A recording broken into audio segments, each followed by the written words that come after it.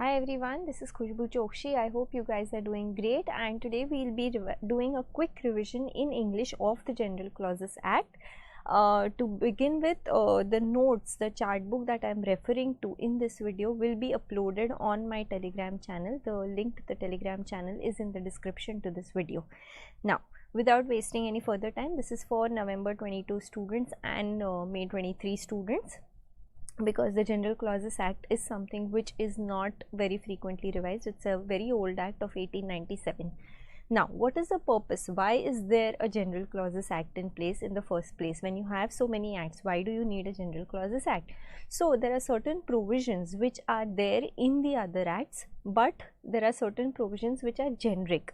So, it is always not possible to put these generic provisions of the acts into each and every act, because then it will lead to duplication, because each and every act will have like those general clauses which are there in that particular act. So, for each act, if we don't want to do that, then we have the General Clauses Act, where we have put in all the general provisions which are applicable to all the central acts. Now, this avoids you having duplication in each of these acts. Sometimes what happens is that you forget putting something in the act. At the end of the day, acts are drafted by humans, and there is a possibility that you may forget putting something in the act. So, if you have omitted to put something in the act, then you have the General Clauses Act to protect you, and people cannot take advantage of that missing thing, saying that it's not there in the act, because if it's not there in the act, then you go and refer to the General Clauses Act. So, General Clauses Act is basically to avoid repetition, to have an act for the general clauses, to help when there is omission to put things, and that is the reason we have the General Clauses Act. Now, General Clauses Act is only applicable to acts which are the central acts, not the state act. Central act is act applicable to the whole of India, like you have your Companies Act, you have your Income Tax Act, which are applicable to the whole of India. But there are certain state acts as well, which is applicable to a particular state. So, if you have a act applicable to Maharashtra, you have an act applicable to Tamil Nadu, then these are specific to that particular states only. So, the General Clauses Act will only apply to acts which are centrally applicable to the whole of India. For the state acts, there is also a General Clauses Act, but that's called the State General Clauses Act. So, the Central Act will be applicable only to the central acts. Now, every act, when you see the beginning of the act always states that this is applicable to the whole of India, this is applicable to the whole of India except Jammu and Kashmir. Nowadays we don't have that, but yes, earlier we used to have that. So, now if it is applicable only to to the state of India, then the General Clauses Act will be applicable to the whole of India. So, basically what I am trying to say is that there is no territorial extent which is given for the General Clauses Act, saying that it will be applicable to whole of India except these states or something like that. So, you have to refer to the general clauses, to the specific act. So, you have to read the Companies Act. Companies Act will say that this is applicable to the whole of India except Jammu and Kashmir, say for example. Then in that case, the General Clauses Act will be applicable to the whole of India except the state of Jammu and Kashmir as far as Companies Act is concerned. If Income Tax Act says that this is applicable to the whole of India, then the General Clauses Act will be applicable to the whole of India as far as income tax is concerned. So, there is no territorial extent which is defined by this act. Every act would define the territorial extent, but the territorial extent is not defined by this particular act, and hence it is applicable as per the central act that we are using. Now, just a second. Then this particular act, just a second, yes, this particular act is also defining certain things which are general, which is to the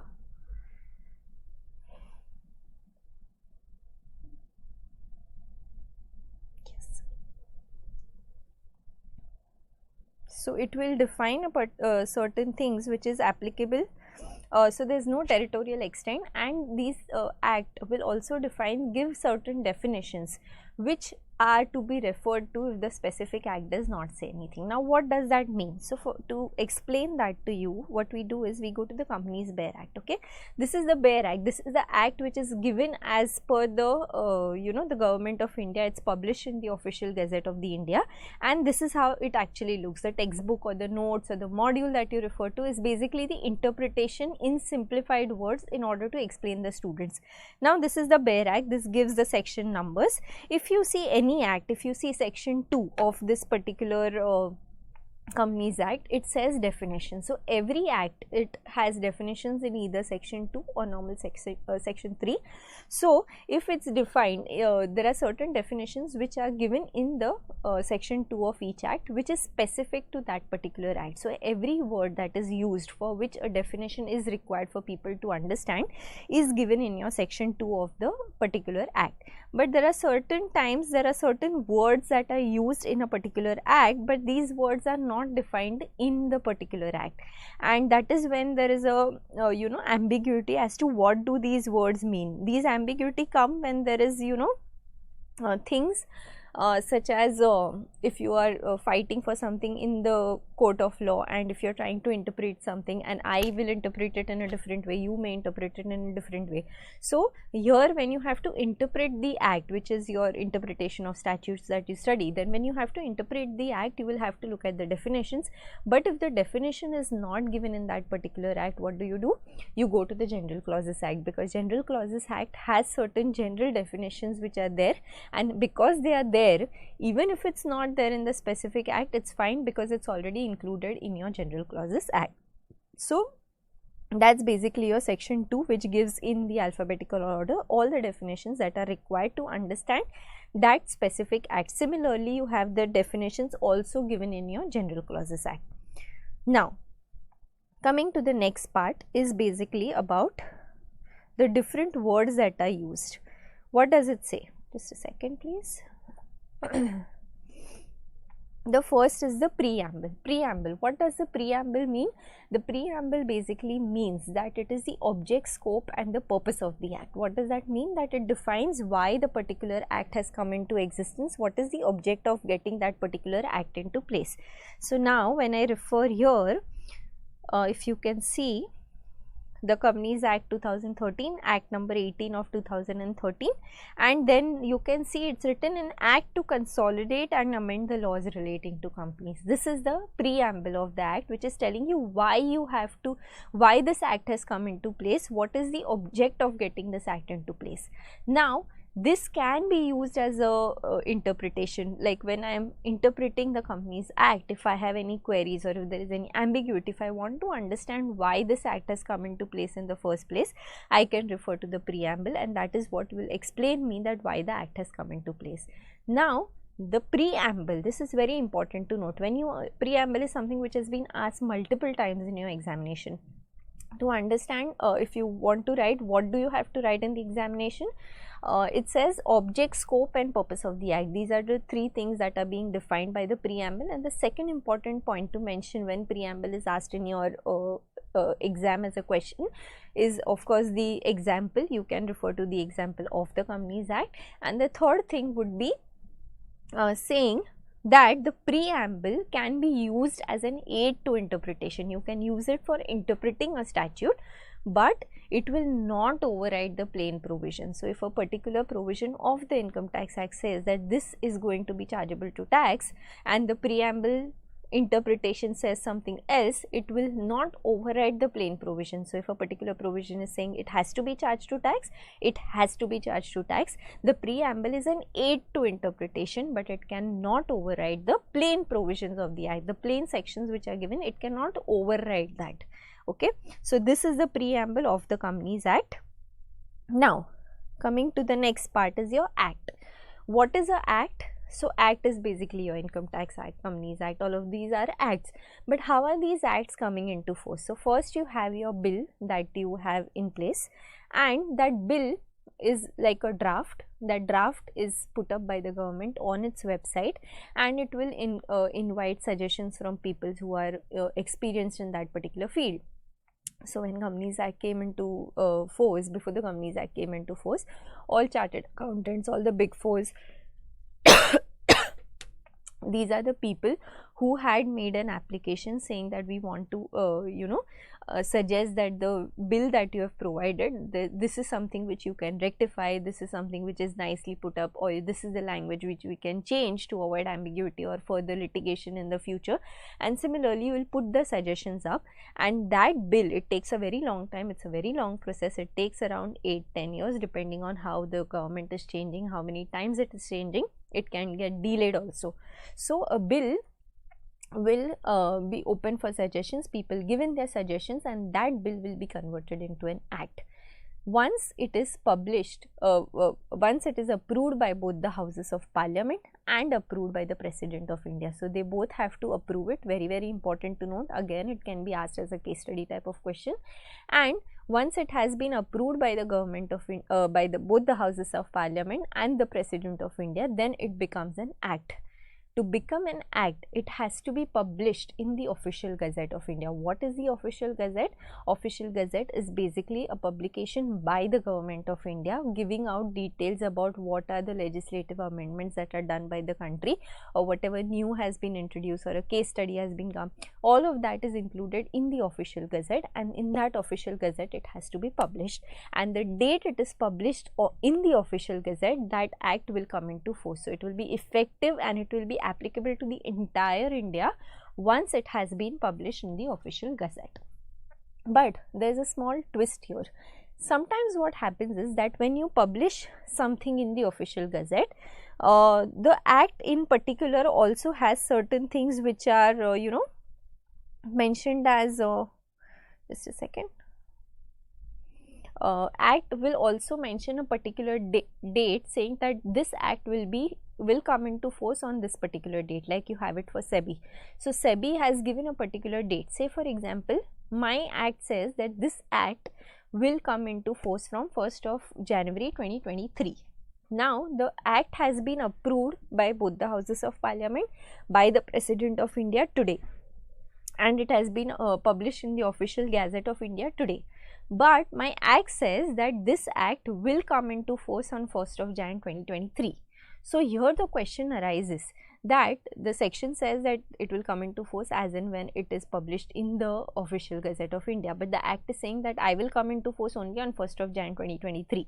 So when such a situation arises, the act says you have to refer to the date that is provided in the particular act. So in our example, even though it's published today, the act will come into force only on 1st Jan 2023 and not before that. So you have to remember this, because again this is something which is asked in your May 23 examination. So May 23 no sorry, it has been asked in your previous examinations, and hence it is something which is very, very important. Now coming to the next part is your definition. Definition we have already discussed. It is given in section 2 and 3 of the specific act, but there are certain definitions which are not given in those particular act, and hence it is something which where you have to refer to the General Clauses Act, and the definitions given in the General Clauses Act can be used for interpretation. Then coming to again important concepts, means and includes, shall and may. Sorry, means and includes. When the word means, so this particular thing means this, it means that it means that thing only and nothing else. We have examples which are used here. Means is basically something which is exhaustive in nature. So you say that this means this. This pen means a pen by given by the company Apple. So it means only that, and it does not mean anything else. But when you use the word include, so there are certain definitions which use the word include instead of means, and when you use the word include, it's an inclusive definition. So it says that debentures shall include something which is named as debentures, or a debt which is taken, or any other thing, which means that it will include other things also. Tomorrow if you name a thing called as X, which is also a debt to the company, that X thing will also form part of your word debentures. So include is an inclusive definition, means is an exhaustive definition. So it means that particular thing and nothing else. Include is an inclusive definition, so it will include everything that's given in the act, but it may include something else which has the same meaning that's given by that particular definition. So means is exhaustive, includes is an inclusive definition, but there are certain definitions which will include the word both means and includes. Again, now when you have a definition with the words means and includes both, then it will again be exhaustive definition. It includes only those many things as are given in that particular definition. So means exhaustive, includes inclusive, means and includes will be exhaustive definition. Then coming to shall and may. May is something you may do this, which means you, if you want to do it, you do it. If you don't want to do it, you don't do it. But shall is you have to do that particular thing, is basically the literal meaning. So shall, you have to do it. May is you may do it, you may not want to do it. That's also perfectly okay. But sometimes these words are used interchangeably, and you have to see what is the intention of the legislature and then interpret it accordingly. Then coming to the definitions, I have not included all the definitions that are there in your module. I have just included the definitions which I feel are important for you to remember before you go for the examination, but always advisable to just glance through the definitions which are there in your textbook. Now central government, before and after constitution it will change, because this is an older act of 1897. So here if it's a before commencement of the act, then you will have to see he is the Governor General of India, principal government for the government of province, commissioner province. And after the commencement of the constitution, we will have the president, the state governor, the chief governors of the part C states, and for union territories you have the administrator. So this is something which is very much something that you have to remember. Oath, swear and affidavit, all of these have the same definition, basically where you are certifying or giving something and saying that whatever is stated in the document is true and fair according to your knowledge. So they all three have the same definition. So if you remember one, you can answer any three. Good faith has been asked n number of times, always asked, very favorite question of the institute. Good faith is basically nothing but you do something with honesty, with proper due diligence and care, is something that is good faith. There are certain examples which are given in the modules which you may want to refer before you go, or you can just refer to the past exam question papers, things that are asked about good faith, and you will be good to go.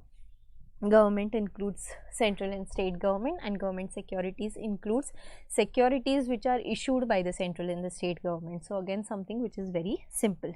Document is any matter which has been written, expressed or described upon any substance. So it can be anything, it can be on a rock, it can be on a paper, anywhere you have written that, by means of letters or figures or by more than one of those means, which is intended to be used as for the purpose of recording the matters. If you, in the old age, if you find something that's written on the rock, it is for recording that particular purpose, and again that will be considered as a document. Immovable property, again very important, asked in the examination in the past. It includes lands, benefits that are arising out of land, things which are attached to the earth, or things permanently fastened to anything attached to the earth. So if you have a machinery which is permanently fastened to something that's attached to the earth, all of that will be coming under the definition of immovable property. Two important things which are given in your module is that a right to way, so there's a road that's going somewhere, is a immovable property. So that was one case study. And right to water is not immovable property. So that is something that you may want to remember. But otherwise the definition that is given to you is pretty much something that you can just remember and write it down in your examination. Now general rules about when the act will come into force is something which we have already discussed. Presumption against retrospectivity, whenever an act is changing something, it will always be prospective in nature, saying from this particular date this new law is applicable. Very rarely they have a retrospective effect. So retrospective in the sense that if an act has come into force in 1961, then retrospective effect means that this particular change in law will be applicable from 1961. So General Clauses Act says that whenever a new law comes into force, and if nothing has been mentioned whether it is to be applicable from today or it has to be applicable from 1961, you will assume it is applicable from today. If it has to be applicable from 1961 retrospectively, then that particular amendment will tell you that this has to be applicable retrospectively. If nothing has been mentioned, it is applicable prospectively only. Now coming to the favorite question, again effect of repeal. So general clauses comes for around 4 to 6 marks, And these are the questions: good faith, immovable property, means and includes, shall and may, effect of repeal. These are the questions which are generally asked in your examination. They may come up with new things, but this is something which is time and again asked by the institute. Effect of repeal, very important section. You have to remember these 5 things. What does it say? It will not revive anything which is not enforced or prevailed. So something, repeal is basically, you know, right? Repeal is something where you are repealing the act, like how the Companies Act 1956 is repealed and it has been replaced by a new act, which is the Companies Act 2013. So 1956 is no longer in force, 2013 is now in force. So once an act has been repealed, it means that this particular act will no longer be applicable and a new act may or may not come into force. If a new act is coming into force, the next section says that if you want to revive a repeal act, section 7 says if you want to revive a repeal act, you will have to state your reasons why you want to do that. So when Companies Act 1956 was repealed and the 2013 act came into force, then there were reasons as to why you are getting the 2013 act into force. So repeal is basically removing the particular act and getting a new act in place, or not necessarily getting a new act in place. Now what does it say? What is the effect of repeal? When the act is removed, what is the effect? It says that it will not revive anything which was not there. So something which was not there earlier in that particular act, or something which was not enforced in that particular act, will not be revived because that particular act has been repealed. I have also made a 5-minute video explaining each of these in detail, so you can also refer to that video along with this if you want to understand it with, you know, clarity. Then the second is affect the previous operation of any enactment. If the Companies Act 1956 says that this is how the directors are to be appointed, now only because today 2013 act has been enforced and it has come into place and it says something else for the appointment of directors, does not mean that what I have done in the past is wrong. So it says it will not affect the previous operations, if any. Third is affect any right, privilege, obligation or eligibility acquired, accrued or incurred by the enactment. So anything that I am entitled to obtain under the Companies Act 1956, say I am entitled to obtain the refund under the Income Tax Act 1961. Now the act gets amended to direct access code, say for example, then in that case the government cannot tell me that you were entitled to refund under the Income Tax Act 1961, but because now the act has been repealed, now you will not get the refund. Whatever right I have obtained under that particular act, or whatever obligation, something I have to pay under the particular act, will not change only because the act has been repealed, only because the act has been removed. That I still have to do. Obvious, right? Then it will not affect any penalty, forfeiture, punishment. If I have given punishment under the Companies Act 1956 that you are liable for imprisonment up to 7 years, Companies Act 2013 says that this particular crime is entitled to imprisonment for 10 years. Will you come and tell me that now you have to sit in jail for the next 3 years? Or if the Companies Act 2013 says that this is eligible for imprisonment up to 3 years, will you release me today even if I finish just 3.5 years? No. So any penalty given, forfeiture, imprisonment, this will not change only because the particular act has been repealed. Affect any inquiry, litigation or remedy with regards to claims. So if there is an inquiry which is going on by the government, or any litigation is there in the court of law under a particular act, only because the act has repealed does not mean the court will tell me that okay, now the litigation will stop because the act is repealed. That will continue as it is and I'll have to go ahead with it. Now again, repeal and deletion, the difference between the two is very important. Repeal is as if the act never existed. This is a particular case study which has been again asked in the examination. When there is a repeal of act, you will believe that the act never existed. Deletion is from a particular date. So from this date this will not there, before that it was there. So that is the difference between repeal and deletion. Construction of references to repeal enactment. So when Income Tax Act had references to Companies Act 1956, now Companies Act 1956 was repealed and you got the Companies Act 2013. So this act is saying that whenever there is construction or reference to a enactment which is repealed, only because the act has been repealed does not mean that that particular reference is no more applicable. So if it has a reference to Companies Act 1956 and if the Income Tax Act is not changed, it will be assumed that they are referring to the Companies Act 2013 once the act has been repealed. commencement and termination of time. Again, case study question, first in the series of day to be included and the last in the series of day to be excluded. So, if I have to say file income tax return on 30th September, if I don't do that and they say I will give you 30 days more, then in calculating 30 days, 30th September will be excluded first in the series of days.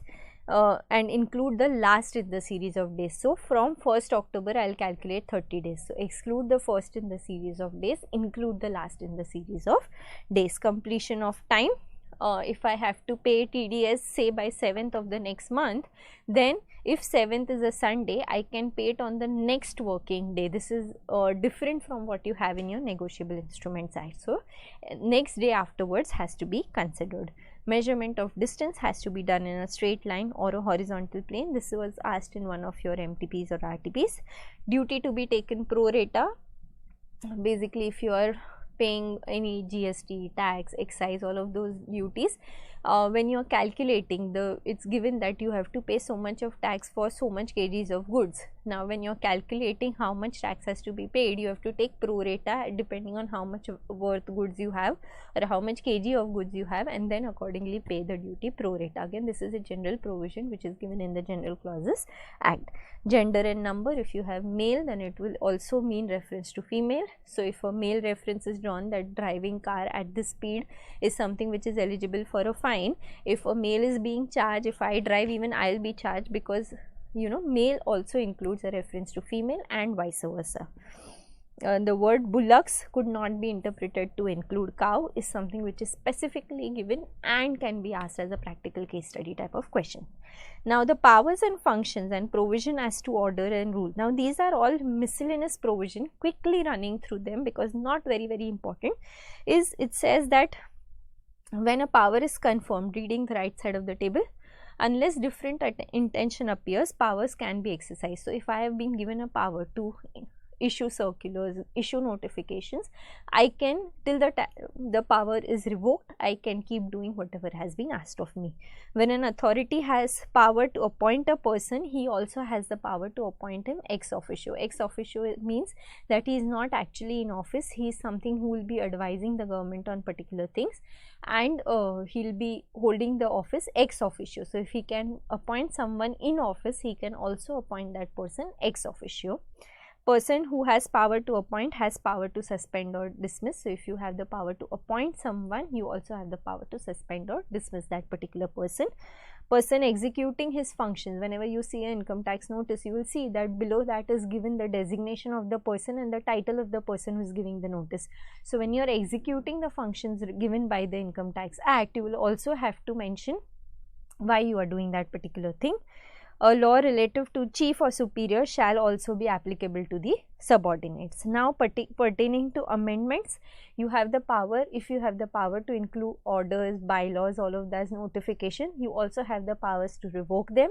When you are issuing an order or a bylaw, again, how I told you for bill and act, you will have to publish that particular bylaw, take comments, make changes, and then publish that particular bylaw is what the act is saying.